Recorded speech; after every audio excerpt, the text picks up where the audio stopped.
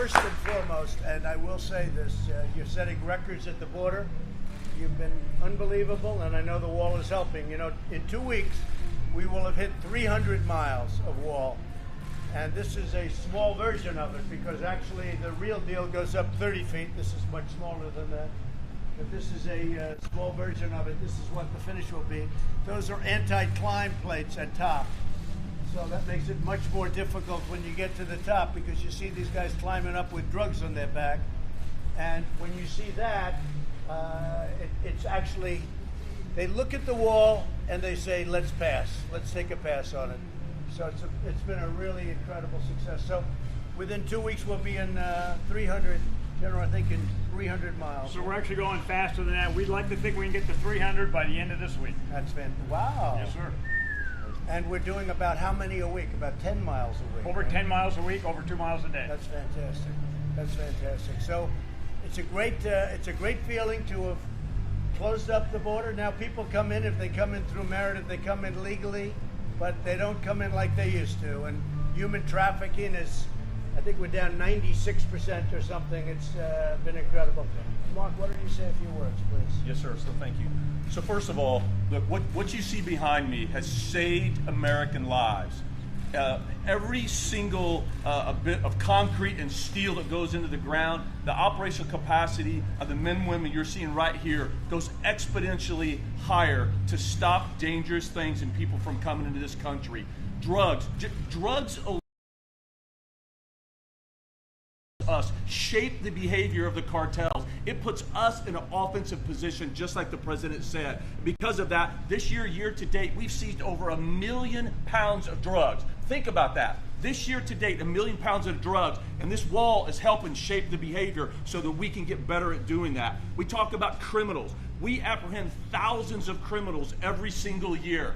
Think about that.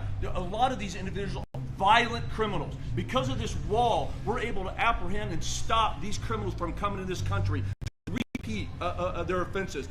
We have fewer victims of United States citizens because of the wall, because of what this president has provided us. Let's talk about gangs.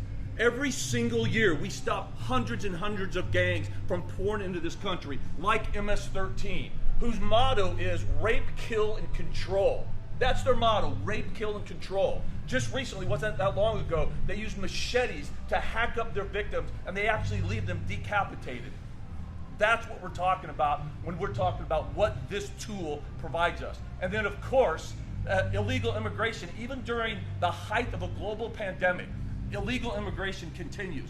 And they allow themselves to be put in stash houses that are unsanitary, unsafe. They're put in tractor trailers for days. I mean, it's like a COVID petri dish. But yet they're coming across. But because of the tools that we have, like this wall, we're able to stop the illegal entry of individuals that have COVID to protect our citizens of this country. And Mr. President, I can say I've been in law enforcement for over 30 years, my entire adult life. And I want to personally thank you. You absolutely understand the threats that we face along our borders. You understand that border security is national security. And what today represents is a tremendous achievement that shows our commitment and the president's commitment to do what he said he was going to do from the beginning. And that's everything that we can to give these men and women the tools that they need to safeguard the health, safety, and security of the American people. So on behalf of the Customs and Border Protection, Mr. President, I want to say thank you for your continued commitment. Not a bad job.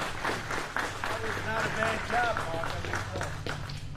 Well, you've been my friend, and you've been with us from very early on, and we appreciate it. We've made a lot of progress.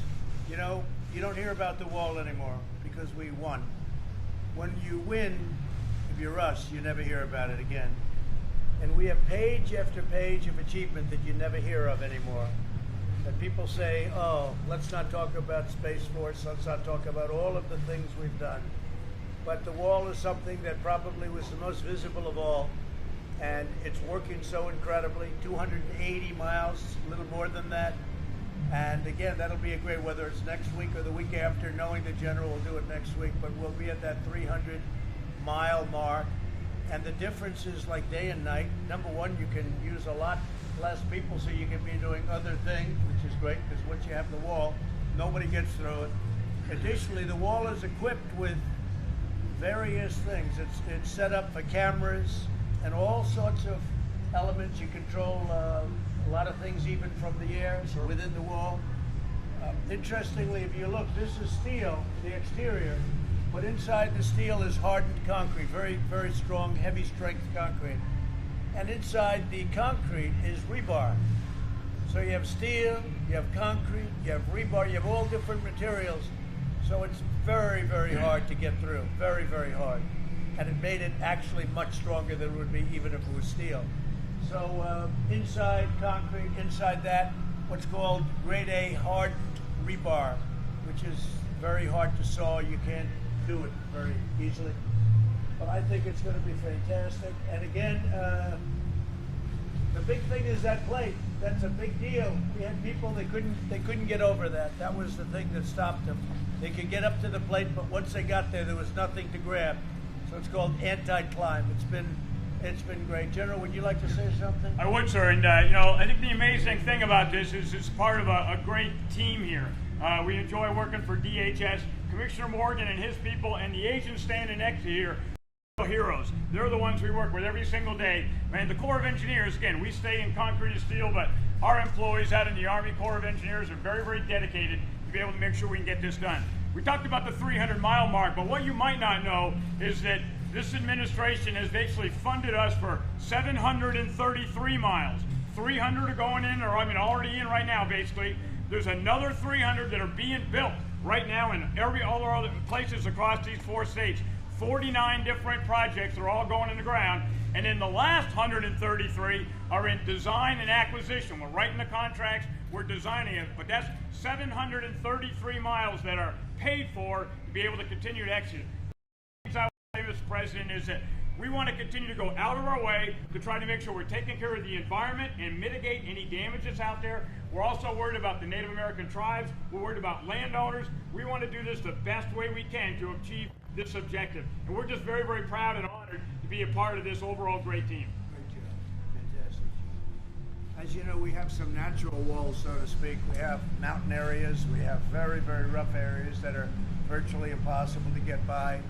We have the river itself. We have a river that's a rough river, a dangerous river, and you don't need walls at certain locations, but we have covered it, and this is something that's very special, very important.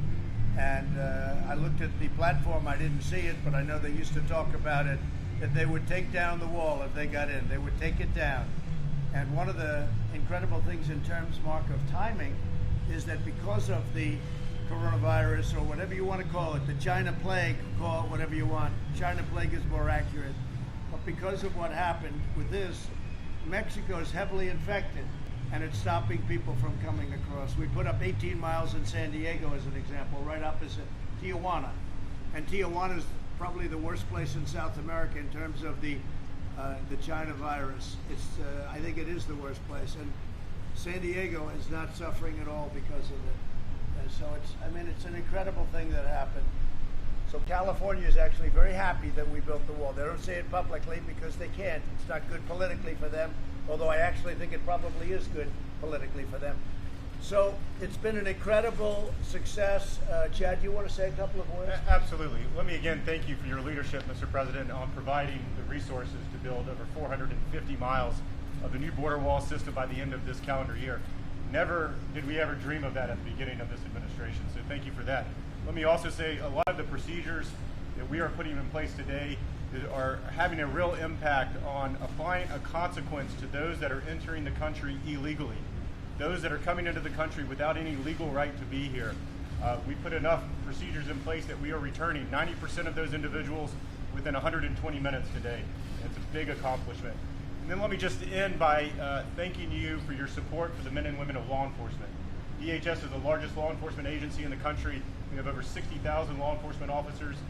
And the dangerous push and policies that we see today, talking about defunding law enforcement and defunding police, are irresponsible. So I want to thank you for your support for the men and women of law enforcement, men and women that are standing to your left. Thank you for that as well. And we'll continue to do the mission of the department today, despite the types of criticisms that we receive. Well, a lot of people, even the media, frankly, I mean, they see what's happening, they see the numbers, and there hasn't been very much criticism, amazingly. Would anybody have anything to say to the, we call it the fake news media, but we don't want to say that. Do you have anything to say, any statements to make or questions to ask of them?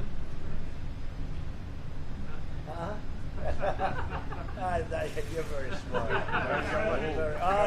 Okay, go ahead, please. Just on behalf of the men and women of CBP and all the law enforcement across the country, thank you for your support.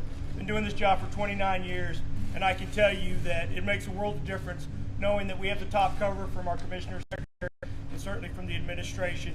And I want to tell you that the infrastructure that we're putting into place, whether it's a technology, whether it's the wall system, or the men and women that we're adding to our workforce each and every day, it's certainly going to help improve the security in our country.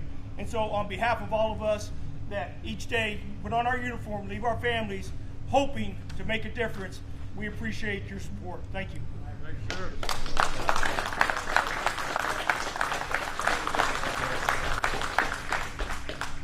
Do you have any questions? Secretary Wolf, that fall, Miles Taylor says that the White House liaison for DHS has been asked to dig up dirt on him. Is that true? I don't know anything about that.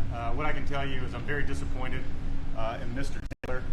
He was at the department for a number of years, but again, decided to left the department over a year and a half ago.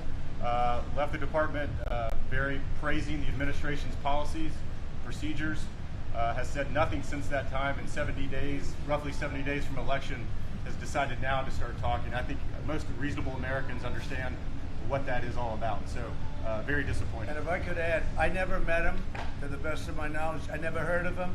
I don't know who he is. I then said, when did he leave? And it was like a year and a half ago. He said the best things about what we're doing, unbelievable statements, and he left a year and a half ago. All of a sudden, he's bad-mouthing. Now, the reason is the Democrats or somebody got to him and said, how would you like to speak? Or whatever. He's a lowlife. Anybody that does that is a lowlife to me. And it's a shame because these people work so hard.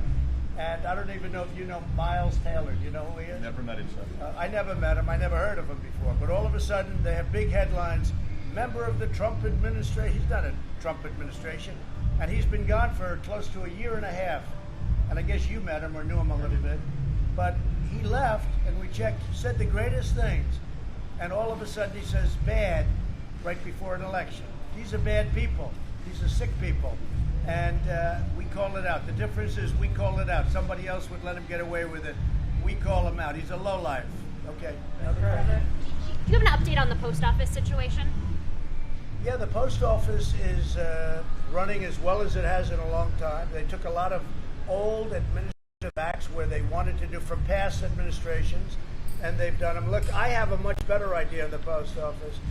You raise the price per package by a number that it should be, so that instead of Amazon and these other companies making a fortune, including the fact that they pay virtually no tax, which is ridiculous and very unfair to regular stores, Amazon will pay for the cost of the post office. So now instead of losing tens of billions of dollars a year like it has been for 30, 40 years, Amazon should pay for it. And so should other companies in the business of Amazon, delivery. They should pay. They should also pay tax, by the way. And then you'll solve your problem with the post office, because I don't want to lay people off. I'm not laying postal workers off. And let me just tell you, what we do is it's price per package, and they have it figured exactly, whether it's $2 or $3, and you make it so Amazon has to pay, and they can't pass it on. They make a lot of money. They can't pass it on to their customer. Right now, Amazon comes in, they build their big plant, and they deliver the easy ones, and the hard ones they give to the post office. And the plant is usually right next to a big post office building or a post office. They dump packages into the post office. We, the United States, delivers the package for Amazon, and we lose a lot of money. Unacceptable. And I've been telling these people to do this for the last 3 years, but they just got the board, and we're going to be doing it. Amazon is going to pay for the post office. Do you have any role in the decision not to make any changes to the Postal Service in terms of overtime? You have a good man and the head man, and he was carrying on for years what has been taking place at Mark. Is that a correct statement? This has been going on for a long time. But I have a much better idea. You get more per package, because the people that used to be there under the Obama administration, appointed by Obama, they never raised the prices on Amazon. So Amazon's paying an ancient price, and they shouldn't be. And they shouldn't be allowed to pass it on to their customer. They have to pay for it themselves. They make a fortune. So they've used the post office, and they've used it very smartly, very well. And I've done this for a period of time, but now you have a full board. And we should raise the price of packages Amazon has to pay, and we shouldn't get rid of any of our postal workers. I don't want to get rid of our postal workers. If you look at past administrations, they wanted to cut the post office way down. I don't want to do that. And by the way, Amazon could never replicate the post office. The post office is bigger than Amazon by a lot. Hard to believe how big it is. But it also loses billions and billions, lost $78 billion over a short period, like a 12-year period of time, something like that. 78 billion. Now we'll fix it very easily. It can be done in one day. We charge Amazon for use because it's part of their model. They think the post office is stupid. They think the people in government are stupid. So he builds plants, he builds his receptor plant, or whatever he may call it, or they may call it, and he takes a lot of that stuff and he drops it into the post office. Then the post office loses $2.50 every time they deliver a package. They shouldn't do that. So my idea is very simple. Amazon has to pay. They can't pass it on to their customer because they shouldn't. They make so much money. They've made money by using the U.S. Post Office, and nobody did anything about it. I did, because we started this project 2 years ago, and they're in a position to do it. So that's what they should be doing. This way you keep everything. Your post office could almost probably make money, probably ends up making money. First time in 45 years that it would actually make money. And I don't want to fire anybody in the Postal Service, all right? I think that's pretty clear. Yeah. Do you agree with the Senate's conclusion that Vladimir Putin directed the hack of Democrats' emails? I don't know anything about it. I didn't read it. I did see Senator Rubio saying Donald Trump had absolutely nothing to do with it. He was on before. He said Donald Trump had absolutely nothing to do with Russia. It's all a hoax. It's a big hoax. What was in a report done by some politicians on the other side, like Warner? What was in the report? That I don't know. But I know one thing that was in the report, that Donald Trump had absolutely nothing to do with it or with Russia. Is that right? Did you read that? Go ahead. Did you read it? Come on, you can say. Thank you very much. Thank you very much. Yeah, go ahead. The report also said that there was no evidence that Ukraine interfered in the 2016 election. Do you still believe? So I thought it was Russia. You mean now it's so? Who are you with? Who are you with? Huh? They did not find any evidence that Ukraine interfered in 2016. Do you believe that You're telling me that Ukraine did interfere now? No, I'm not. I'm saying that the Senate Intelligence Committee, led by Republicans, did not find any evidence that Ukraine interfered in 2016. You repeatedly have said that they did. Do you still believe they did? I don't know anything about it. I don't know about Ukraine. I don't know about Russia. All I know is that I had nothing to do with either one of them, and that came out loud and clear in the report. Loud and clear. And I want to thank Senator Rubio. He made it very, very powerfully. He made a very powerful statement today. He said Donald Trump had absolutely nothing to do with Russia. And that's true. Okay, what else? U.S.-China talks were postponed. U.S.-China talks were postponed. You were supposed to have a review of this trade deal. I postponed them. I postponed talks with China. You know why? I don't want to deal with them now. I don't want to deal with them now. With what they did to this country and to the world, I don't want to talk to China right now. Okay? Look, what China did to the world was even thinkable. They could have stopped it. They stopped it from going into China, and they should have stopped it. So that's correct. I canceled talks with China. Mr. President, By the way, sleepy Joe Biden never got in. China would own the United States. They'd own it. They'd own every one of these people. They'd own this building. They'd own the United States, because Biden would give them everything for two reasons. Number one, he's not smart. And number two, he's weak. China would own our country. And you know what else? You'll have a deal the first month or sooner with Iran. Iran is dying to make a deal. But I said, let's wait till after the election. And they would want to wait because there's a chance. If Biden never got in, they'd give them another $150 billion like they did. The dumbest deal I've ever seen. Are you going to take action against Iran on the basis of the U.S. intelligence report that they paid down? You're going to see.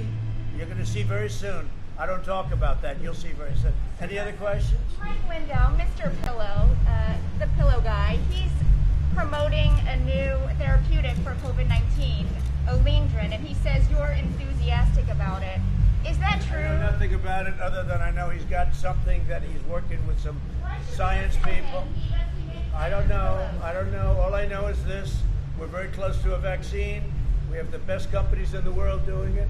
We're very close to therapeutic. We're going to solve it therapeutically in addition, which frankly to me is better because it's quicker for now. The vaccine is great therapeutics, and we're very close to coming up with the answers. We've already, I think, have answers, to know the truth. Then we have to deliver it. We're going to do it through the military, through one of your friends who's a general, for logistics. But I don't know anything about it. I haven't heard that. What is he doing? He's promoting some kind of a... yeah, Olindrin. He's out there talking about it. I don't know the name, but I know Mike is a good man. He's a good man. He makes a good pillow. On Russia, do you accept that your 2016 campaign staff were a security risk, given their high level of contact with Russian officials? You're going to have to say it louder. Do you accept that your 2016 campaign staff constituted a security risk because of their repeated contact with Russian officials? I don't even know who you're talking about. I know that Ukraine sent a phony document saying it was a Manafort document, and it was a forged document, the Black Book. They call it a Black Book. And it turned out, I believe, to be forged. But I wouldn't know what you're talking about. I can only tell you this. They said Donald Trump knew nothing about anything, and that came out loud and clear. You could find a couple of sentences inside that say something, I don't know. But I can say this, that Black Book that had to do with somebody that worked for me for a very short period of time. I think he's a good man. You want to know the truth? But I don't know. But I will say that the book, I think they said, was forged. It was a phony book. Just like everything else was phony with that whole deal. Look, we caught the Obama administration spying on our campaign. They spied on our campaign. That's treason. That's treason. If this were the other way around and it was Democrats instead of Republicans, it'd be many people would be in jail already. It's a disgrace that it's taking this long. We caught them spying on our campaign. Let's see what happens. We just last week, I guess they announced last week, that a very high-level person from the FBI was forging documents in order to make me look bad. All right? It's all about making me look bad. So he was a high-level man. He was forging documents. Let's see what happens to him. But the bottom line is we caught President Obama and Sleepy Joe spying on our campaign. That's treason. That's illegal. These people should take them and do something with them, I'll tell you. It's a disgrace. It's really a disgrace. And they knew it. And not only spying, they were working on our campaign before I won and after I won. Hence the insurance policy from Strzok and his lover, Page. Two lovers. They got caught because they were lovers. And she said, and he said, she's going to win, but just in case she loses, we have an insurance policy. Well, we went through the insurance policy. The problem is, and we caught them cold. And let's see what happens. And Obama knew about it, and I'm sure Michelle knew about it, and Biden knew about it. All right? Are you going to pardon Manafort then? I think he was treated unbelievably because the book, they say, was a phony book. So we'll see what happens with him. We'll see. I'm very happy to have given a full and complete pardon to Susan B. Anthony. That was a great thing. I was very popular, too. That was a very good one. And I actually asked the other day, I said they were talking about Susan B. Anthony. And, you know, she did that for other people, and she didn't want herself included. She wasn't included in the pardon from many years ago. And I said, well, so she has a record? And they said, yeah, she has a record. I said, why can't we partner? They said, that's the coolest idea I've ever heard. And it's been very, very popular. Susan B. Anthony, and I've just signed the pardon, I've just signed the papers, and she is fully pardoned. First time in a long time, she's fully pardoned. How do you feel about Oracle? Do you think Oracle would be a good buyer for TikTok? Well, I think Oracle's a great company, and I think its owner is a tremendous guy, a tremendous person. I think that Oracle would be certainly somebody that could handle it, yeah. We gave them until September 15th. After that, they got to close shop. Okay? That's TikTok. Do you prefer Oracle to Microsoft? Well, I guess Microsoft wants it, and so does Oracle, and probably so do other people. But they have to also make sure the United States is well compensated. Because we're the ones making it possible. Very simple. We're the ones making it possible. So our Treasury has to be very well compensated. Would there be Very a simple. fee, a commission fee? It's called, you have to put money into the Treasury. Any other questions? How are you going to make your convention a bit more lively than the Democratic one? Well, their ratings were very bad. They just announced their ratings. I thought it was not the best television I've ever watched. It was brutal, actually. No, their ratings were very bad. I think we're going to do great. Thursday night, I'm doing it live. Unlike Michelle Obama, I'm doing it live. And it'll be Thursday night. It'll be at the White House on the South Lawn. And hopefully you'll enjoy it. Okay? Live, by the way, is always much more exciting than a tape, especially when she made the tape long before the event. She didn't even have the accurate facts, and then they say, what a wonderful job. What was wonderful about it? It was a divisive speech, devoid of facts, and it wasn't current. It was old. It was done probably 2-3 weeks ago. So, you know, but the media will always say good. President Trump, since we're here talking about the wall and the approaching, do you have anything to say about your 2016 campaign promise that Mexico would pay for it? Yeah, they are paying for it. Yeah. They're going to pay at the border, at the gate, cars going through. We're going to do a toll, or we may do a toll for money being sent back and forth. They will pay for it. Yeah, they are paying for it. It's 100%. Right now, No, it doesn't matter whether they pay now or over the next 12 months. No, Mexico will be paying. We have a very good relationship with Mexico. And we built the wall under budget, ahead of schedule. Once we started, these guys, Army Corps of Engineers, did a great job. And Mexico is paying for the wall, yeah. Either through the toll, and it's a very small charge because we do such big business. You know, it's the largest entry to a country in terms of business anywhere in the world by far. A lot of people know our border between Mexico and other countries, but our border is the largest point of entry anywhere in the world. So they are paying for it, yep. One of the officials here, one of the experts, talk a little bit about what that fee is, how much it is, and how much you plan to actually earn. What we're doing now is we have to charge what the charge would be. It won't be very substantial because we have millions and millions of cars and trucks going through the border. And we also may do it as a tax or a combination. We may do it as a tax, money being sent back into Mexico.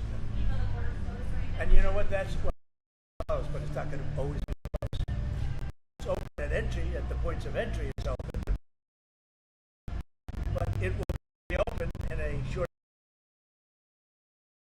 time. China virus goes, it will be open. But I will tell you this, we built a great wall. The Army Corps of Engineers did a spectacular job, maybe even superseded by Border Patrol and all of the people, right? Yes, sir. Because the job you've done without the wall is incredible. You know, the Democrats used to say, you don't need a wall, we need drones. What are you going to do with a drone? Watch people go by? Two things never got old. You know, technology's an amazing thing. Two things never got old. You know what it was? One is a wall and one is a wheel. And you can come back in 1,000 years from now and you can have walls and wheels. Other things, they're all obsolete.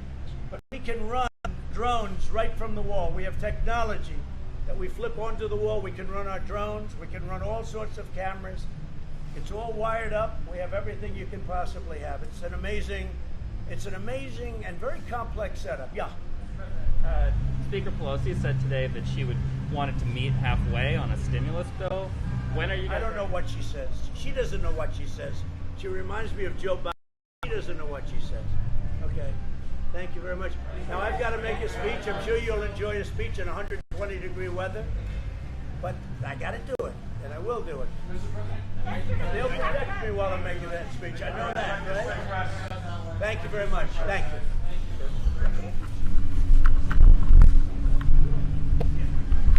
If anybody wants to stay, let's get this. Go to the picture.